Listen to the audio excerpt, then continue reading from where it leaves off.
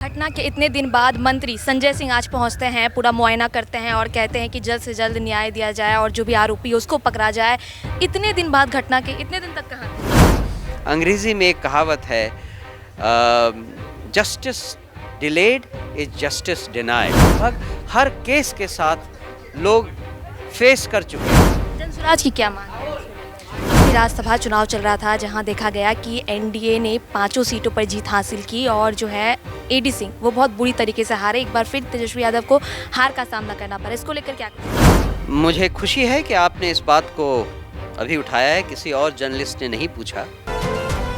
नमस्कार, स्वराज पोस्ट देख रहे हैं आप। मैं हूं आप सभी के साथ आभा। देखिए, अभी हमारे साथ खास बातचीत करने के लिए मौजूद हैं जनसुराज के प्रदेश अध्यक्ष मनोज भारती जी। सर, जिस तरीके से देखा गया छपरा में एक बच्ची के साथ जो है उसके साथ पहले दुष्कर्म किया जाता है, इसके बाद उसको मार दिया जाता है, वहीं जो है नीट मामले में भी देखा गया और जिस तरीके से ये मामला लगातार जो है सामने आ रहा है, क्या कुछ कहेंगे इसको लेकर?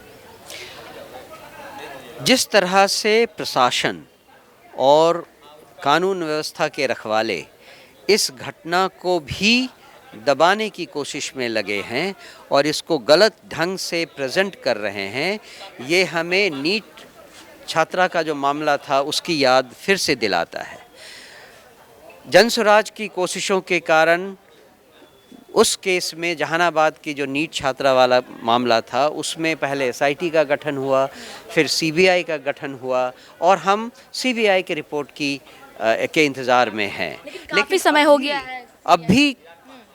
अब भी जिसको न्याय मिलना था वो न्याय अभी तक नहीं मिल पाया है। अंग्रेजी में एक कहावत है, justice delayed is justice denied. और यही बात अब हमें लगता है कि बिहार में लगभग हर केस के साथ लोग फेस कर चुके हैं। इस केस में भी जो छपरा सारण जिले का केस है, जिस तरह से प्रशासन का रुख रहा है, हमें लगता है कि प्रशासन अभी तक जगी नहीं है। उनके न तो ट्रेनिंग में ये बात आई है, न उनके सीनियर ऑफिसर्स ने उनको कुछ सिखाया है, न ही कोई लेसन लिया गया है। हम इस बात को लेकर संजीदा हैं और प्रेस कॉन्फ्रेंस इसलिए कर रहे हैं कि इस बात को लेकर प्रशासन जगे, उनके कार्य प्रणाली में सुधार हो, लोगों के जो कानून व्यवस्था को स्थापित करने वाले लोग हैं उनको अपनी कार्य प्रणाली में सुधार लाने का एक और मौका मिले। हम इन सब की कोशिश में हैं और हम आशा करते हैं कि इन कोशिशों का रिजल्ट आएगा और बिहार की जनता एक अच्छा प्रशासन पाने की उम्मीद रख सकती है। घटना के इतने दिन बाद मंत्री संजय सिंह आज पहुंचते हैं, पूरा मुआयना करते हैं और कहते हैं कि जल्द से जल्द न्याय दिया जाए और जो भी आरोपी है उसको पकड़ा जाए। इतने दिन बाद घटना के इतने दिन तक कहाँ थे ये लोग? पता नहीं, हो सकता है राज्यसभा के इलेक्शन में वो अपना सारा ध्यान केंद्रित किए हों या फिर क्रिकेट खेल रहे हों, मुझे नहीं मालूम। लेकिन अगर इतना करने के बावजूद वो पीड़िता के परिवार को न्याय दिला सकें तो हम उनको मान लेंगे।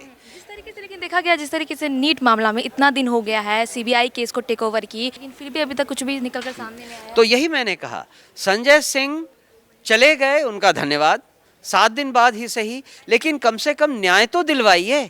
जो पीड़िता के परिवारों को इमीडिएट रिलीफ चाहिए अपने परिवार को चलाने के लिए, उसके जो पीड़िता के पिता हैं वो एक किसी बीमारी से ग्रसित हैं, उनका इलाज करवाइए, उस परिवार को कुछ सहायता दिलवाइए, कम से कम ये तो करवाइए। और जो आरोपी हैं, जिनके लिए जो गवाह हैं, जो चश्मदीद गवाह हैं, उनके गवाहों पर आप लोग क्यों नहीं कानून को आगे बढ़ने की सलाह देते हैं? उनसे ये काम क्यों नहीं करवाते हैं?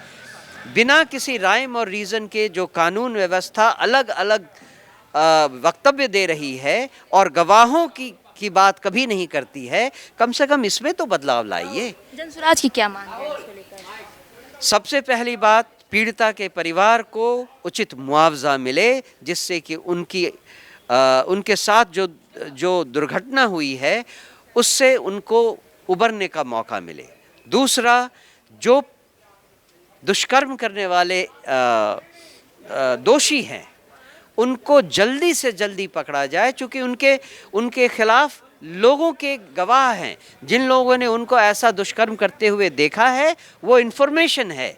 तो उसका सहारा लेकर दोषियों को जल्दी से जल्दी गिरफ्तार क्यों नहीं किया जाता, ये हमारी दूसरी मांग है कि उनको गिरफ्तार किया जाए और जो दोषी ऑफिसर हैं जो इस मामले में ढील दे रहे हैं उन पर कार्यवाही हो, ये हमारी मांग है। सर ये तो हो गई ये इस प्रीता वाली बात, लेकिन यहाँ भी राज्यसभा चुनाव चल रहा था जहाँ देखा गया कि एनडीए ने 5 सीटों पर जीत हासिल की और जो है एडी सिंह वो बहुत बुरी तरीके से हारे। एक बार फिर तेजस्वी यादव को हार का सामना करना पड़ा। इसको लेकर क्या कुछ कहेंगे? मुझे खुशी है कि आपने इस बात को अभी उठाया है, किसी और जर्नलिस्ट ने नहीं पूछा। मुश्किल ये है कि जब आप विधायकों का चुनाव करते हैं और आप ऐसे विधायकों का चुनाव करते हैं जो कि साफ छवि के लोग नहीं हैं, तो उनसे आप और क्या एक्सपेक्ट करते हैं। पता चला है कि जिन लोगों ने आज कल के वोटिंग में हिस्सा नहीं लिया उनमें से कुछ लोग ऐसे हैं जो बड़े बड़े ठेकेदार हैं। किन्हीं का रेलवे में 1000 करोड़ का ठेका है, किन्हीं का कहीं और कुछ काम है, और उनके कुछ बकाया राशि हैं जो सरकार के पास पड़े हैं 400 करोड़ या क्या। उनको अगर सरकार की तरफ से एक टेलीफोन आता है कि भाई आज चुनाव है, देख लेना, आपका जो ठेका है उसके बारे में भी सोच लेना, इतना कहने भर से ये क्या हो सकता है, इसका उदाहरण आपने देख लिया है।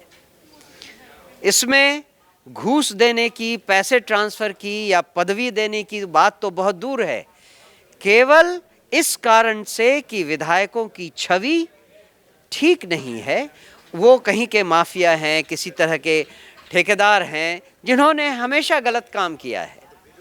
उन्हें सरकार साम दाम दंड भेद के हर हथकंडे अपनाकर अपना मनवा सकती है, और यही हुआ है जिसका एक उदाहरण आपके सामने है। इस तरीके से कांग्रेस के प्रदेश अध्यक्ष राजेश राम बोल रहे हैं कि हमारे विधायकों को बीजेपी ने खरीद लिया। क्या लगता है आपको, सही में ऐसा है? खरीदना तो, जब मैंने आपसे ऑलरेडी कहा, खरीदना तो बहुत दूर की बात है। आप अपने विधायकों से केवल इतना पूछिए कि क्या उनको किसी से फ़ोन आया था, क्या उन्होंने किसी तरह का दबाव नहीं महसूस किया। जिनके पास किसी भी सरकारी दफ्तर के हज़ारों करोड़ रुपए के टेंडर हैं, क्या उन्हें डर नहीं है कि अगर वो सरकार के खिलाफ गए तो उन पर तरह तरह की कार्रवाई होगी और उनके पैसे भी उनको नहीं मिलेंगे? क्या ये पता किया है जो कांग्रेस के लोग ये वक्तव्य दे रहे हैं? सबसे बड़ा झटका तो तेजस्वी यादव को लगा है। उनके खुद के विधायक वो नहीं पहुंचे वोट देने के लिए। इसको लेकर काफ़ी सवाल खड़े हो रहे हैं लगातार जो है। तेजस्वी यादव में अगर हिम्मत है तो अपने विधायक के खिलाफ वो बताएं कि विधायक ने क्यों क्रॉस वोटिंग किया या क्रॉस वोटिंग आए नहीं, क्यों नहीं आए, किस तरह की पार्टी वो चला रहे हैं। और ये उनका अधिकार है, पार्टी के अध्यक्ष होने के नाते उनका अधिकार है कि ये पूछताछ करें और जनता के सामने इस बात को लाएं। लेकिन कहा जा रहा है तेजस्वी यादव तो कोलकाता चले गए, विधानसभा चुनाव होने के बाद चले गए थे, विदेश घूमने चले गए थे, अब कहा जा रहा है कोलकाता चले गए हैं। तो ये अब जनता से सवाल है कि आपने जिनको चुनकर विधायक बनाया है उनकी चाल चलन और चरित्र को देख लीजिए। अगर आपको अपनी इन परेशानियों से बचना था, चुनाव के पहले कई बार कितने सालों तक जनसुराज समझाती रही, आप अगर नहीं समझे तो जैसा कि कहा जाता है, जैसा बोओगे वैसा ही काटोगे। बहुत बहुत धन्यवाद। तो सुना आपने, हमारे साथ जनसुराज के प्रदेश अध्यक्ष मौजूद थे और इन्होंने क्या कुछ कहा राज्यसभा चुनाव को लेकर जो चल रहा था, जहां पर एनडीए की प्रचंड जीत हुई लेकिन तेजस्वी यादव को करारा झटका लगा, उसको लेकर क्या कुछ उन्होंने कहा। इसके साथ ही पीड़िता को, जो छपड़ा में पीड़िता के साथ हुआ है, उसको न्याय दिलाने की भी मांग की और क्या कुछ उन्होंने कहा आपने सुना होगा। कैमरा पर्सन मंटू के साथ आभा, स्वराज पोस्ट, पटना।